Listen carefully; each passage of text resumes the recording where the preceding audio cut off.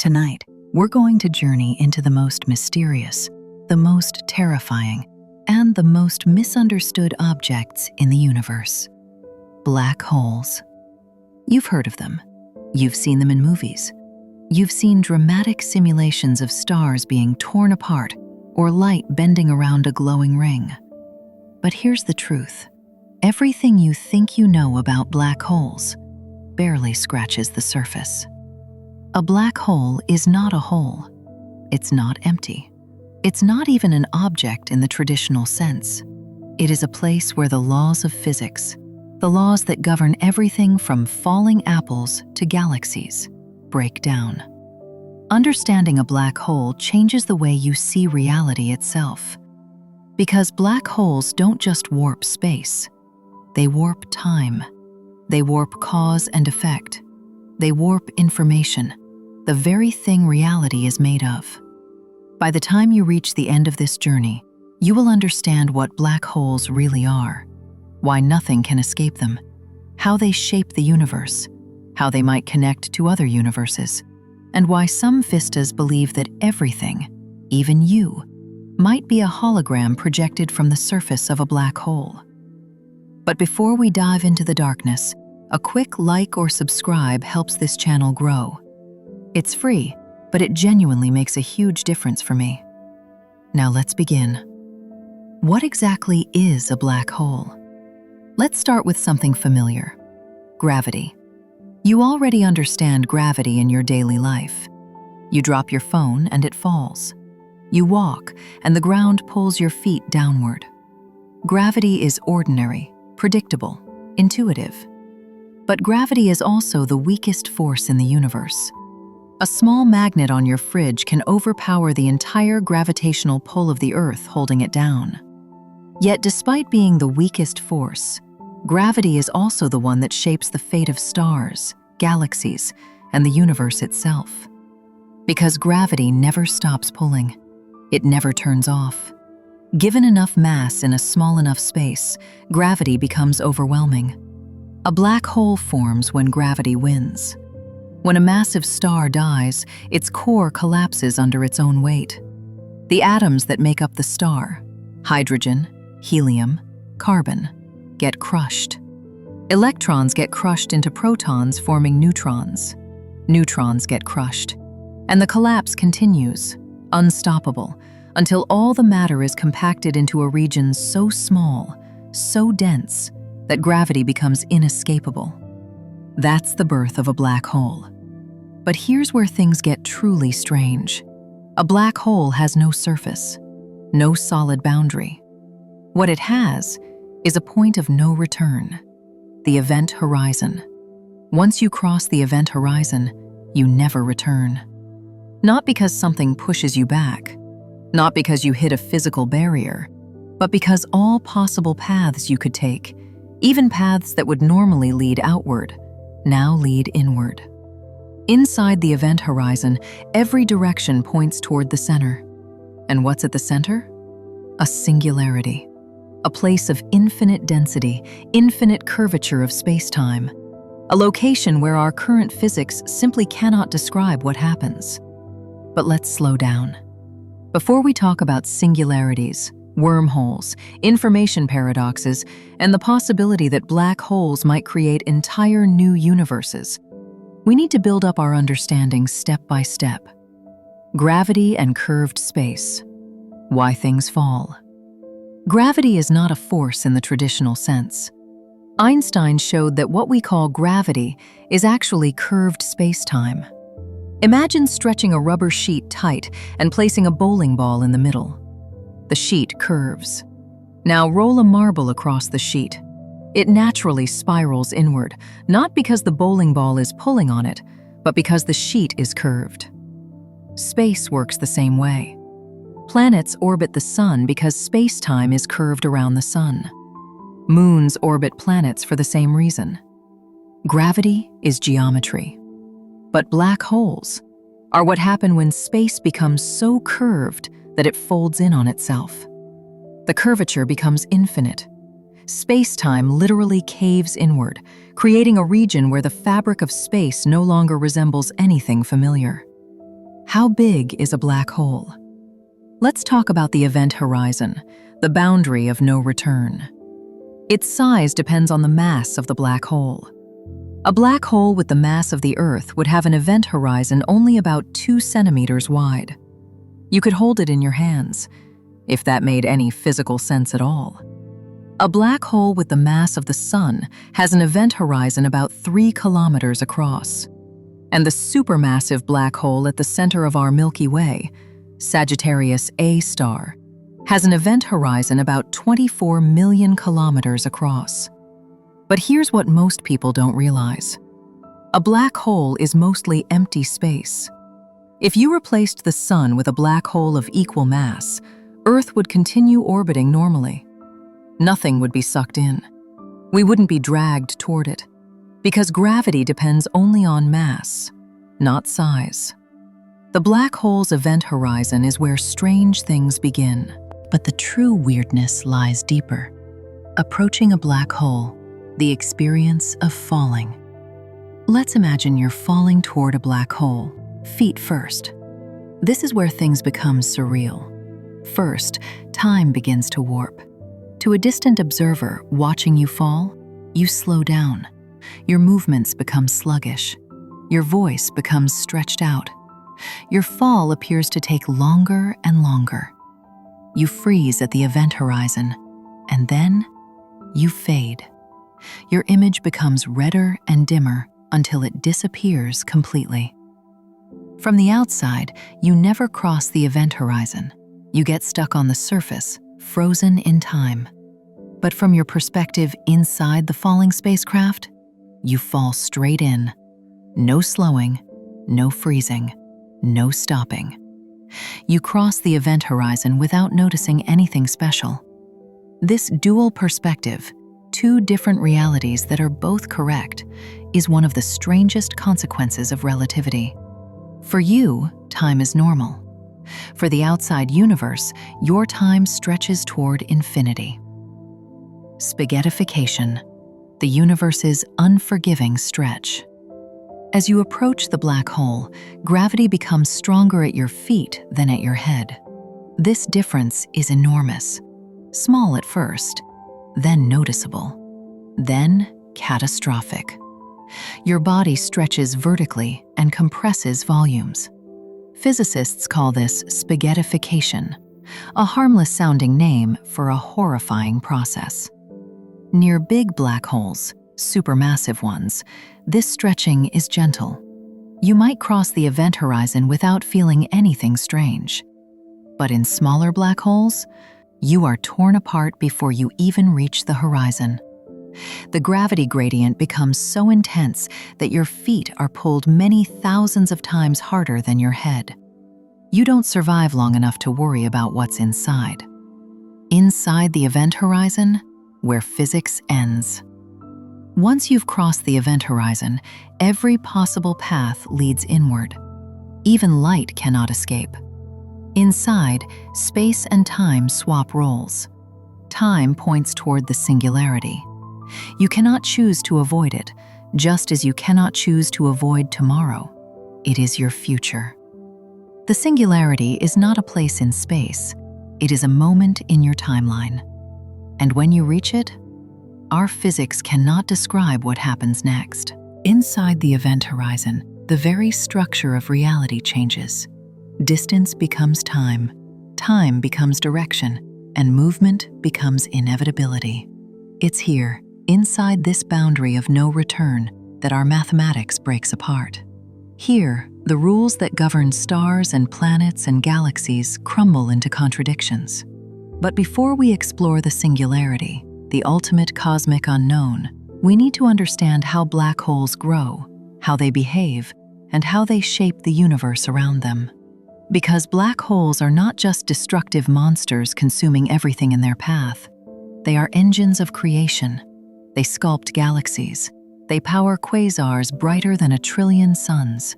They anchor the largest structures in the universe. And without them, the cosmos as we know it would not exist. Let's begin with the simplest question. How does a black hole grow? Imagine a black hole floating in space. Dark, silent, invisible. It sits there perfectly still unless something comes too close. A black hole grows by consuming matter, gas, dust, planets, stars, entire solar systems, and eventually other black holes.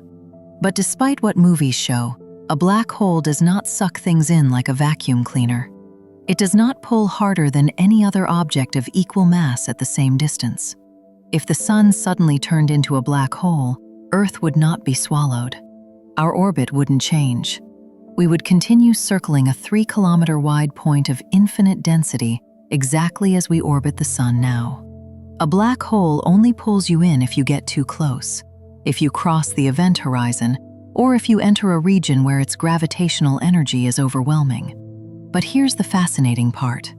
Accretion disks, the glowing rings of fire when matter falls toward a black hole, it rarely falls straight in. Instead, it spirals around, forming a rapidly rotating disk of gas, an accretion disk. This is one of the most beautiful, violent, and luminous structures in the universe. Gas in the disk heats up to millions of degrees. Atoms break apart. Electrons are stripped from nuclei. The disk glows brightly in X-rays, visible to telescopes orbiting Earth. These disks can be breathtakingly bright. Some black hole accretion disks outshine entire galaxies. Imagine a single point in space, no larger than our solar system, radiating more light than 100 billion stars combined. That is the power of a feeding black hole. Quasars, the brightest objects in the universe. When a supermassive black hole consumes vast amounts of material, its accretion disk becomes so energetic that we call the object a quasar, short for quasi-stellar radio source. Quasars shine from billions of light-years away. They are visible from the edge of the observable universe, and they are powered by black holes. Not stars, not galaxies, black holes. If you lived inside a galaxy with an active quasar at its center, the night sky would never be dark. The sky would blaze with radiation brighter than 1,000 full moons. Quasars tell us something profound. Black holes are not empty. They are not dead ends. They are engines, powerful beyond imagining, capable of releasing enormous amounts of energy. But even quasars pale in comparison to what happens when black holes collide. When black holes merge, the symphony of space-time. Picture two black holes orbiting each other, a cosmic dance, each orbit tighter than the last, their immense masses creating waves in the very fabric of the universe. These waves are gravitational waves, ripples in space-time that expand outward in all directions. For over a century, these waves remained a prediction of Einstein's equations. But in 2015, the LIGO detector in the United States recorded the first direct evidence of gravitational waves. Two black holes, each about 30 times the mass of the Sun, spiraled together and merged. In a fraction of a second, they released more energy than every star in the observable universe combined. Not as light, not as heat, but as ripples in space-time. These waves stretched and squeezed Earth by less than the width of an atom.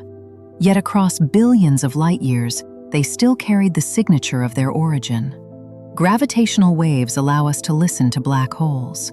We can hear their mergers as chirps, rising tones that represent the last orbits before the final collision. It's as if the universe itself is speaking, and what it says is astonishing. Black holes have no hair.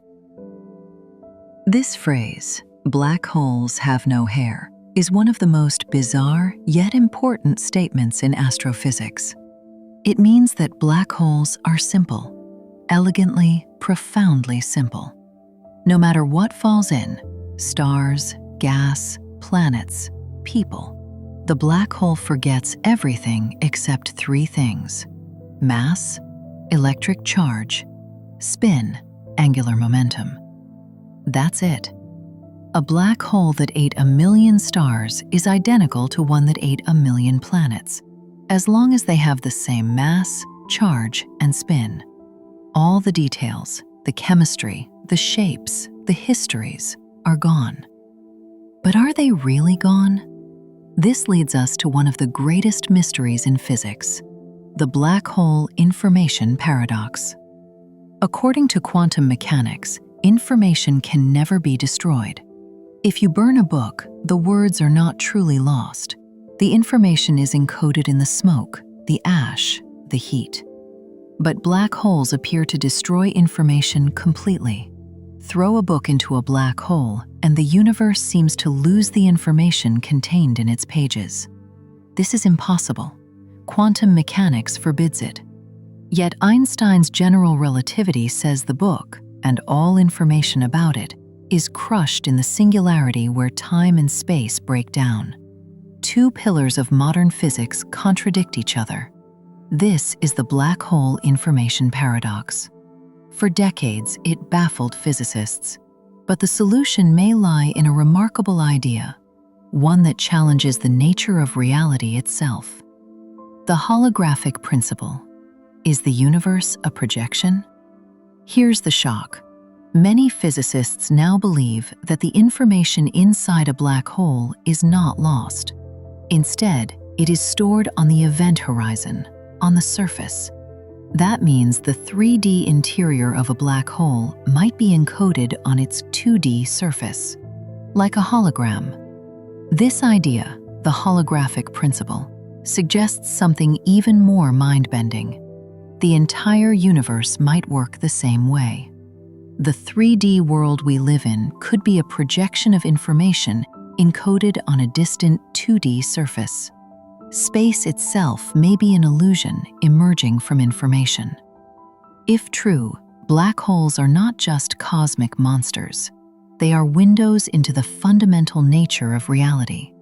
But to truly understand how deep this rabbit hole goes, we need to go further, to where black holes twist not just space, but time itself.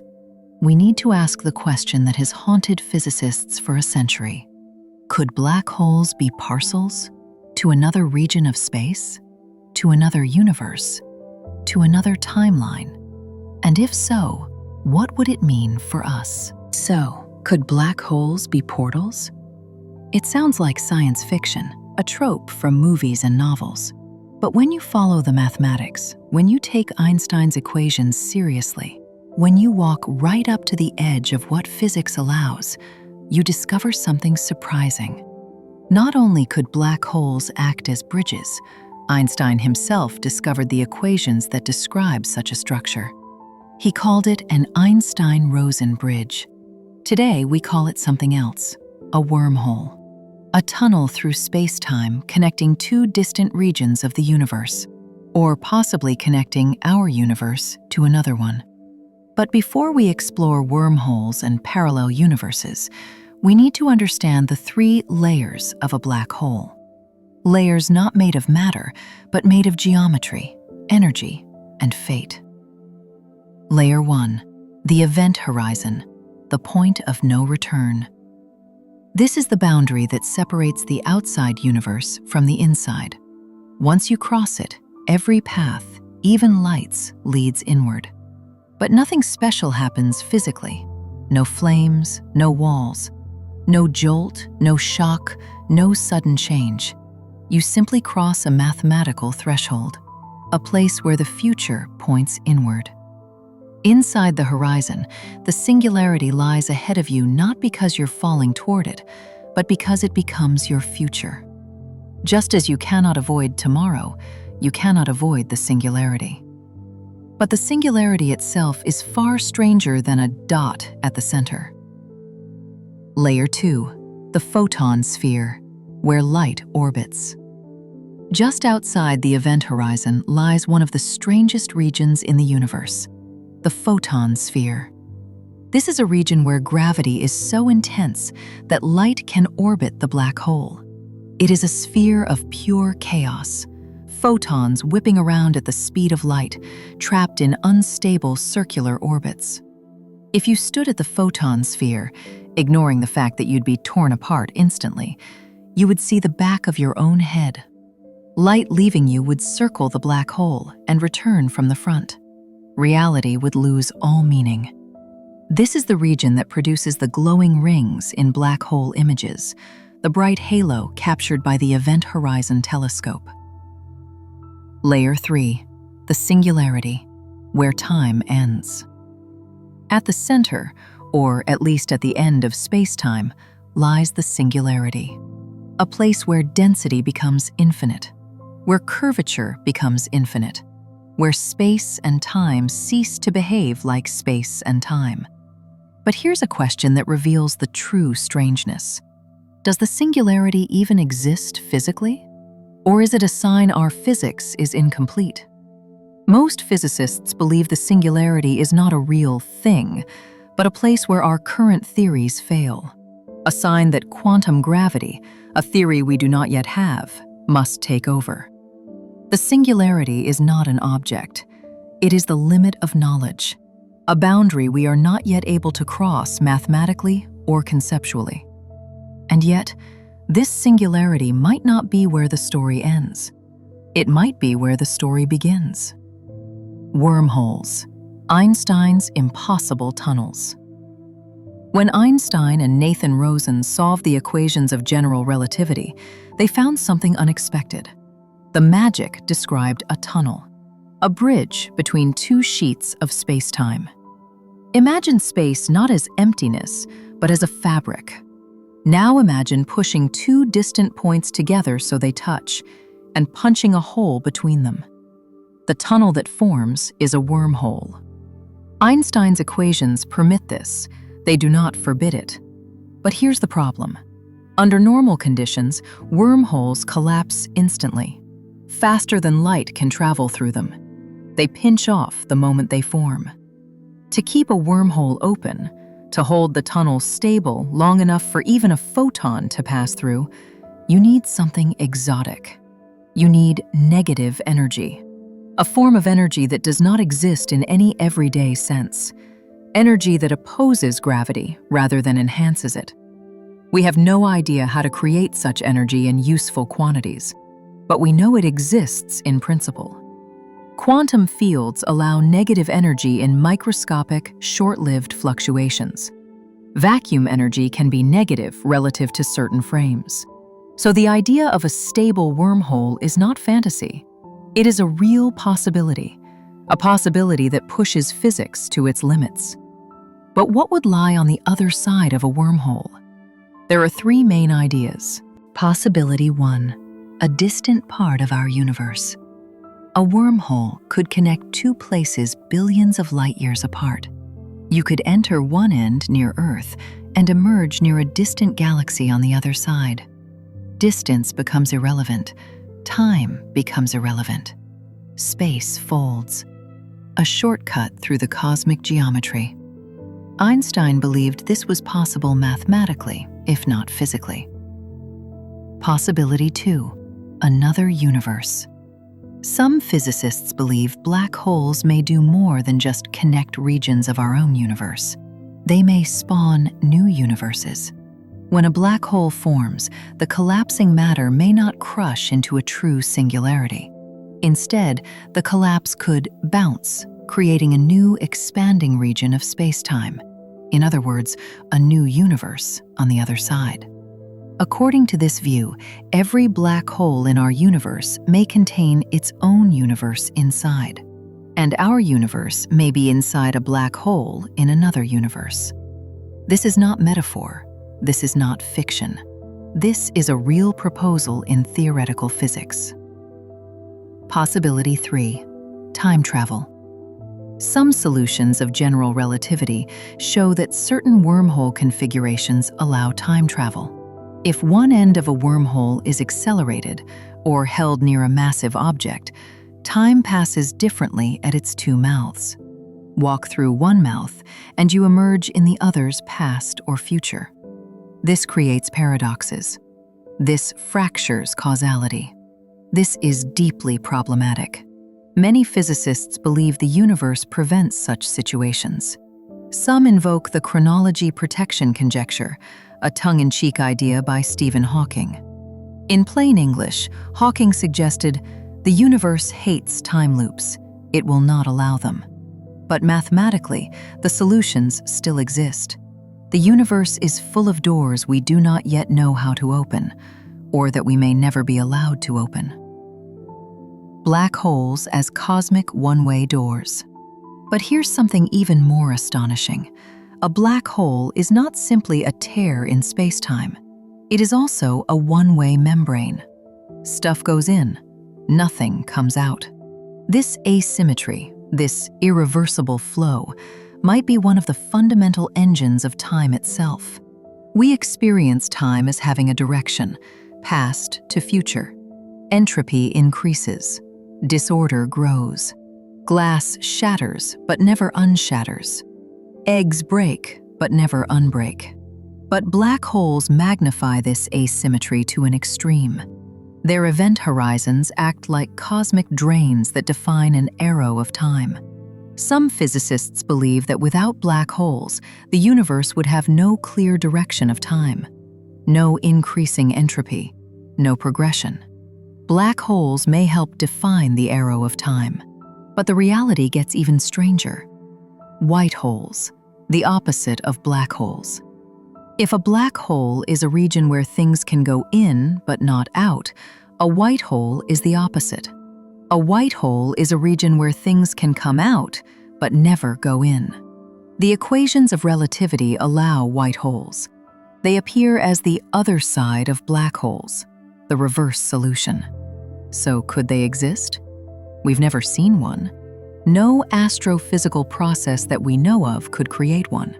But mathematically, white holes appear to be the time reverse of black holes.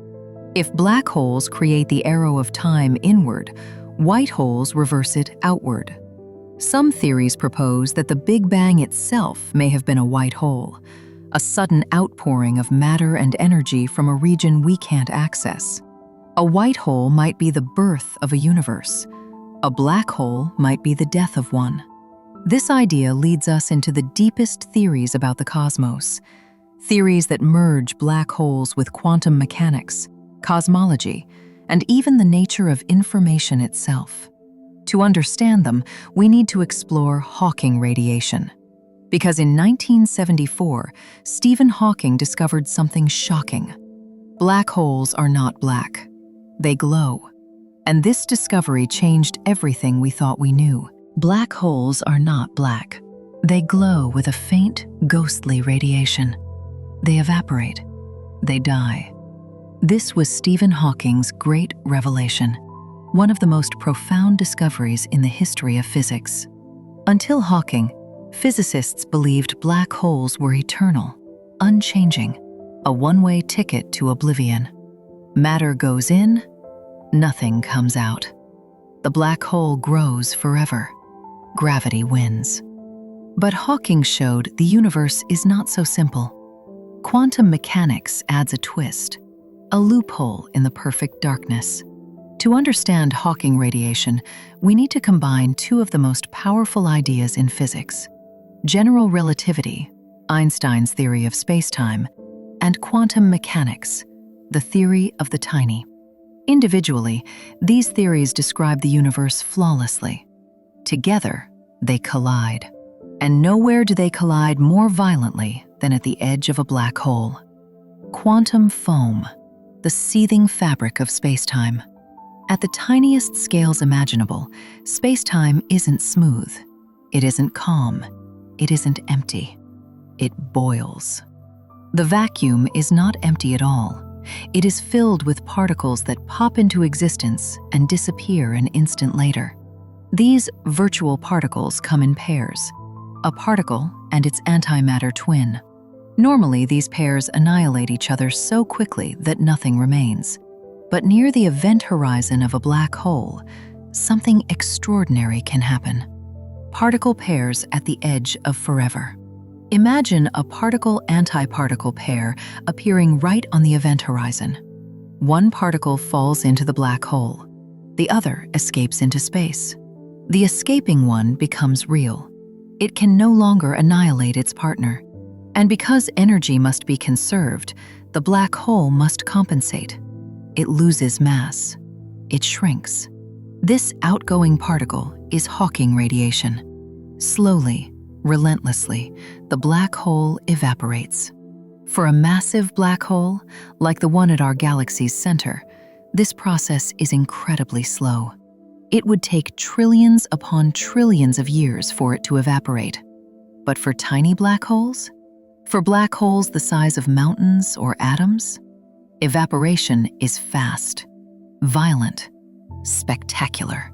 As a black hole shrinks, Hawking radiation intensifies. The smaller it gets, the faster it evaporates, until eventually it releases all its remaining mass in a final burst of pure energy.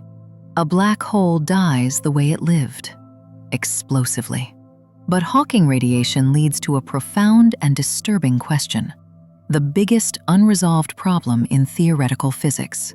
If black holes evaporate, what happens to the information inside? We said earlier that quantum mechanics forbids the destruction of information, ever. Every event leaves a trace in the universe. Every particle interaction can be reversed in principle. But black holes seem to delete information forever. Throw a planet into a black hole, a star, a library, a computer, a person. The quantum information describing those objects cannot simply vanish. And yet, when the black hole evaporates, it seems to emit only random thermal radiation. No sign of the specific information that fell in. This is the black hole information paradox, and it shakes the foundations of physics. It pits Einstein's general relativity against quantum mechanics. Only one can be fully correct, or we must discover a deeper theory that merges them. For decades, physicists fought over this paradox. Some argued information is lost, breaking quantum mechanics. Others argued information leaks out, contradicting relativity. But today, many physicists believe they've glimpsed the answer. The event horizon is not a boundary, it is a storage device. Here's the astonishing idea. All information about matter that falls into a black hole gets encoded on its surface, the event horizon, as tiny ripples, quantum disturbances, or fluctuations, like pixels on a screen. The interior of the black hole might be a hologram of this surface data. This is the holographic principle, one of the most revolutionary ideas in modern physics.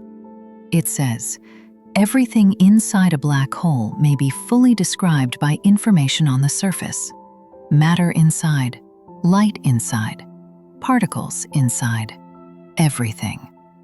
This leads to a question that's both thrilling and frightening. Is our entire universe a hologram? If information inside a black hole is recorded on a 2D surface, what about our universe? We may live inside a far larger structure. Our 3D reality might emerge from information stored on a 2D boundary. Not metaphorically, literally. Space might not be fundamental. Volume might not be fundamental. Reality may be information, and black holes are the proof. This also helps solve the information paradox. Hawking radiation contains subtle correlations, imperceptible at first, that encode the information that fell in. The process is mind-breakingly complex, but no information is truly lost. It's scrambled, stretched, encoded, and eventually returned to the universe over trillions of years. But if the holographic principle is correct, something even more shocking becomes possible. The interior of a black hole might not exist in the way we think. It may be a mathematical construct emerging from surface information, a kind of quantum mirage. You falling into a black hole might be a story told by surface data, just like a hologram. Your experience would feel real, your consciousness intact, your perceptions vivid. But from the universe's perspective, everything about you is smeared across the event horizon. The idea is radical. But evidence from string theory, quantum gravity models, and even black hole entropy calculations point in the same direction. Surface area, not volume, determines the information capacity of a region. This flips our intuitive understanding of reality upside down, and it leads us into the next great question. What do black holes do to time? So far, we've talked about gravity, space, mass, and energy. But black holes also distort time itself, more than anything else in the cosmos. Time slows near a black hole and stops at the horizon. Let's revisit what happens when you approach the event horizon. To an outside observer, your clocks slow, your heartbeat slows, your motion slows, your voice deepens. You freeze at the event horizon. Your light reddens and fades. Time appears to stop for you. But from your own perspective, time feels normal. You don't notice anything special. You cross the event horizon. You fall inward. Two contradictory realities that must both be true. This is the essence of relativity. Inside the horizon, time collapses inward. Inside a black hole, time and space exchange roles. Instead of moving through space toward the singularity, you are moving through time toward the singularity. This is why escape is impossible. It would be like trying to escape tomorrow. The singularity is your future. It waits for you the way tomorrow waits. No matter what you do, no matter how you move, no matter how fast you try to go, you cannot escape your future. Spin changes everything. Most people imagine black holes as stationary, but almost all black holes actually rotate, some extremely rapidly. These are Kerr black holes, named after Roy Kerr. A rotating black hole twists space-time like a whirlpool. Not metaphorically, literally. This produces a region called the ergosphere, where space-time is dragged faster than light. To be clear, nothing moves faster than light through space-time, but space-time itself can move. You cannot remain still in the ergosphere. It pulls everything with it, even light. This rotation changes everything. Event horizon becomes oblate. Singularity becomes a ring instead of a point. Wormhole-like structures appear in the math. Escape from certain trajectories becomes theoretically possible. And perhaps most importantly, a rotating black hole can act as a cosmic energy extractor. This leads to one of the most astonishing ideas in astrophysics: Penrose process, stealing energy from a black hole. Roger Penrose showed that you can throw an object into the ergosphere, break it apart, and have one piece fall into the black hole while the other escapes with more energy than the original object had. You can literally extract energy from space-time itself. This is not hypothetical. Astrophysical jets, massive beams of plasma shooting out at near light speed from black holes, may be powered by this process. Imagine jets stretching millions of light years into space. Colossal beams of energy powered by the rotation of a black hole. Black holes do not merely consume, they can also produce. Black holes regulate galaxies. A surprising truth: black holes help shape galaxies. The mass of a galaxy's central black hole correlates with the size of the galaxy's bulge. The bigger the black hole, the bigger the galaxy. It seems backward. How can a tiny object at the center control something trillions of times larger? The answer lies in energy. When black holes feed, they unleash enormous radiation, jets, and winds that regulate star formation throughout the galaxy. Too active, and the galaxy stops forming stars. Too quiet, and it forms too many. Black holes tune galaxies. They are the cosmic thermostats of the universe. We've explored how black holes twist space, how they distort time, how they reshape galaxies, and how they might encode the very information that defines reality. But there is still one place we must go, the place where all our theories fail: the singularity. The singularity, the point where physics breaks. The singularity is not simply a point of infinite density. It's not a physical object. It isn't made of matter or energy in any familiar sense. It is a failure, a signal that our mathematics has reached the edge of what we can describe. When we say the singularity has infinite density, infinite curvature, infinite everything, we're not describing a physical truth. We're describing the moment where our theory gives up. General relativity was never meant to describe the universe at infinitely small scales. For that, we need quantum mechanics. But quantum mechanics is a theory of the small, and general relativity is a theory of the large. The singularity sits at the intersection of these two realms, a point where both theories must be applied together. But we don't have a theory that unifies them. We call it quantum gravity, and it remains the greatest unsolved problem in physics. To reach the singularity is to reach the boundary of human knowledge. But what is truly there? We don't know. But we have ideas, bold, mathematical, terrifying ideas. Possibility 1. The singularity does exist. Some physicists believe the singularity is real, a point of infinite density, a true breakdown of space-time. If this is correct, then everything that falls into a black hole ends there, crushed into an infinitely small region. But this leads to paradoxes, information loss, violation of quantum theory, and an end to determinism. Most physicists suspect something else is happening. Possibility 2. The core is a quantum bubble. As you approach the Planck scale, around 10 to the negative 35th meters, quantum fluctuations in space-time become enormous. Space stops being smooth. Time stops flowing continuously. Instead, space-time itself becomes granular, foamy, turbulent, chaotic. This churning sea of quantum space-time might prevent collapse to a true singularity.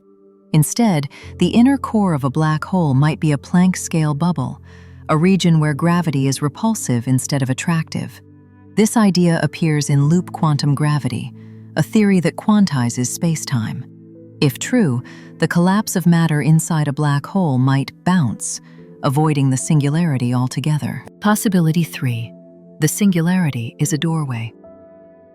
Some solutions to Einstein's equations suggest that the singularity is not the end, but a transition. A doorway to another region of space-time, a bridge to a new universe. In this view, when a star collapses into a black hole, the collapse does not end.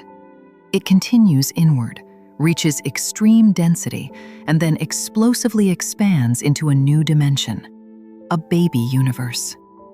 In this model, every black hole births a new universe. Our universe may have been born inside a black hole in a parent universe. Each universe could have its own laws of physics.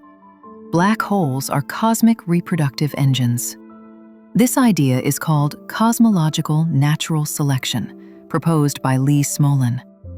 It suggests universes with more black holes create more offspring, leading to a multiverse shaped by black hole evolution.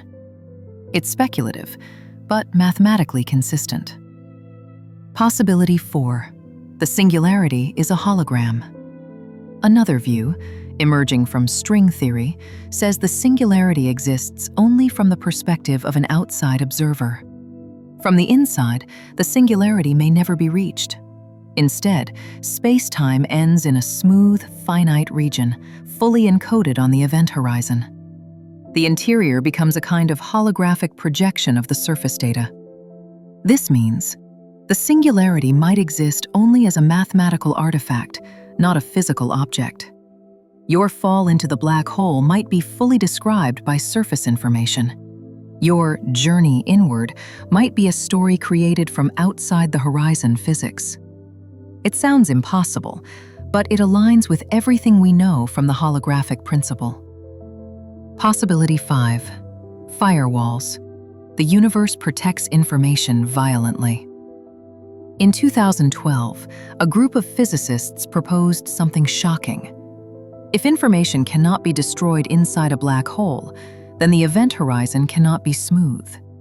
Instead, there must be a firewall, a region of intense, destructive energy that incinerates anything crossing the horizon. This firewall would destroy you instantly.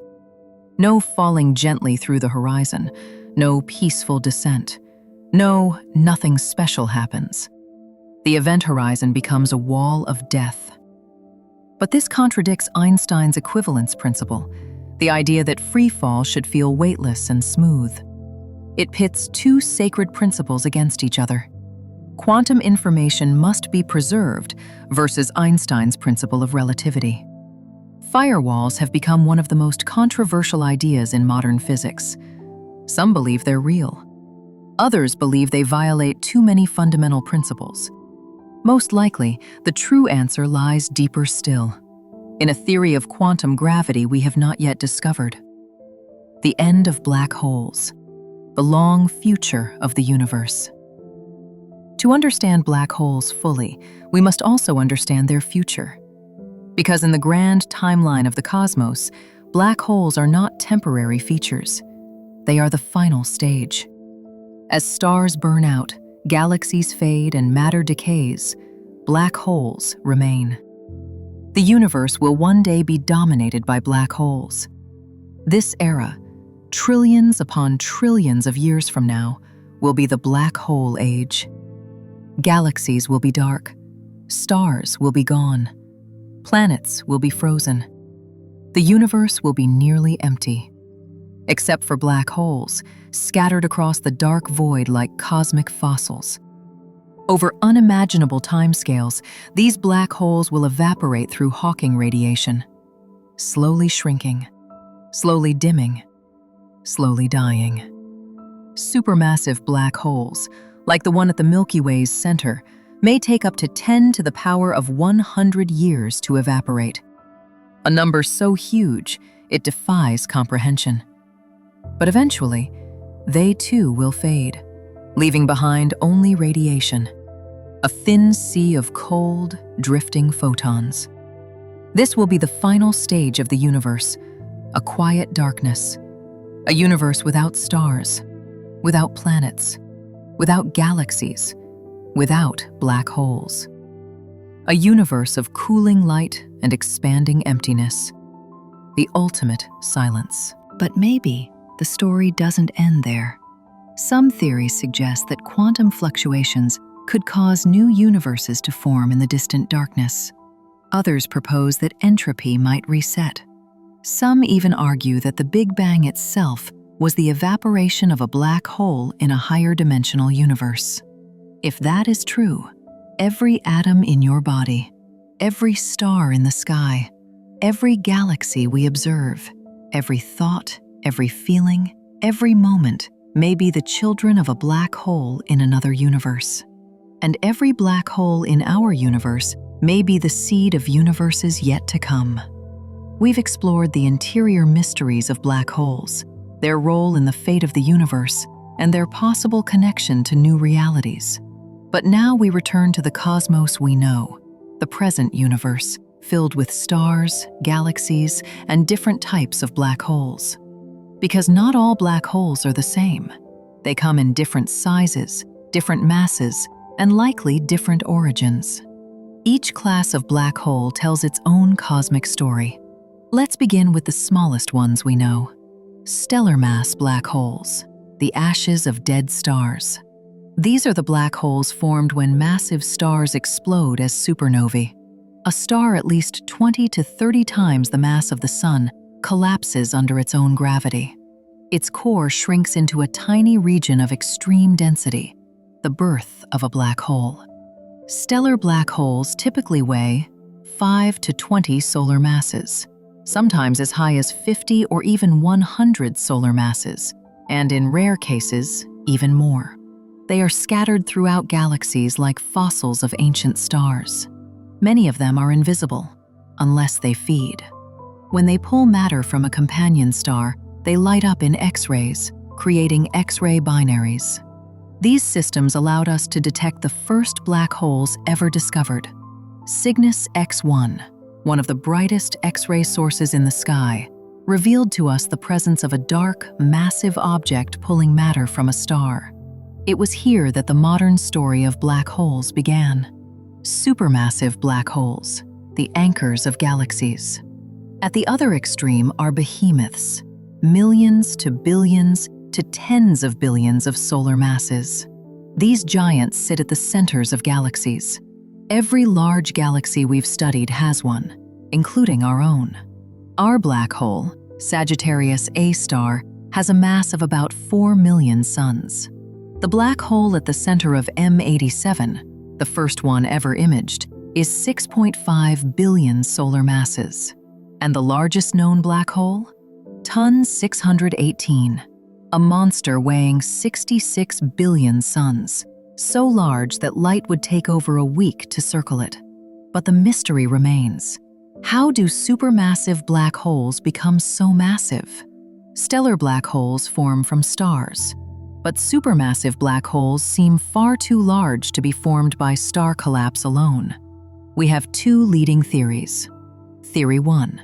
They grow from smaller black holes. In this view, the first generation of stars in the early universe were enormous, hundreds of solar masses. When they collapsed, they formed black holes 50 to 300 times the mass of the Sun. These black holes then merged over hundreds of millions of years, eventually becoming supermassive. But there's a problem. We've observed quasars, extremely bright, feeding supermassive black holes, less than 1 billion years after the Big Bang. There simply isn't enough time for them to grow from stellar origins. So we consider another idea. Theory 2. Direct collapse black holes. In the early universe, clouds of primordial gas, made mostly of hydrogen and helium, may have collapsed directly into enormous black holes.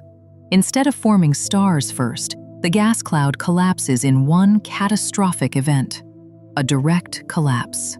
A black hole born not with 10 or 100 solar masses, but with 100,000 or even 1 million solar masses. These seeds then grow into supermassive black holes much more quickly. This theory explains why huge black holes exist so early in cosmic history. But one type of black hole has remained elusive, the one in between, the missing middle, intermediate mass black holes. We have small black holes, a few solar masses, gigantic ones, millions to billions, but between them, the mid-range of hundreds, thousands, tens of thousands of solar masses is strangely empty. These intermediate mass black holes should exist. Our simulations say they must, but we rarely find them. Why? Possibility 1. They're very quiet. Possibility 2. They exist in places we don't detect well, like the halos of galaxies. Possibility 3. Many of them merged to form supermassive black holes long ago. Provincially, we catch hints, like a 1,500 solar mass black hole in the star cluster Omega Centauri, but nothing definitive. Finding these intermediate black holes may help us understand how the largest black holes formed. But some black holes may not have formed from stars at all. Some may date back to the very beginning of the universe. Primordial black holes, older than galaxies, older than stars. Moments after the Big Bang, the universe was a turbulent sea of energy, a place where density fluctuations could have been immense. In that chaos, some regions might have collapsed into black holes instantly. These primordial black holes could have any mass, from the size of an atom to the size of a mountain to the size of a star. If they exist, they could explain several cosmic mysteries: the nature of dark matter, the seeds of galaxies, the origin of supermassive black holes, the distribution of structure in the universe. But there is something even more extraordinary. Primordial black holes could be tiny, very tiny, smaller than atoms, but immensely dense. Such black holes would evaporate quickly through Hawking radiation, potentially producing detectable bursts of energy. If we ever observe such a burst, we may be witnessing the death of a primordial black hole, a relic from the first second of the universe. Black holes and dark matter, a possible connection. Dark matter accounts for 85% of the matter in the universe. We cannot see it, we cannot touch it, but we know it exists from the gravitational pull it exerts on galaxies. Could black holes, especially primordial black holes, be dark matter? It's possible. If a vast population of tiny black holes formed in the early universe, they could drift through galaxies unnoticed. They would act gravitationally like dark matter. They would not emit light. They would be nearly impossible to detect unless they occasionally collide or interact. Some scientists believe that black holes in the mass range of asteroids to small planets could make up all the dark matter.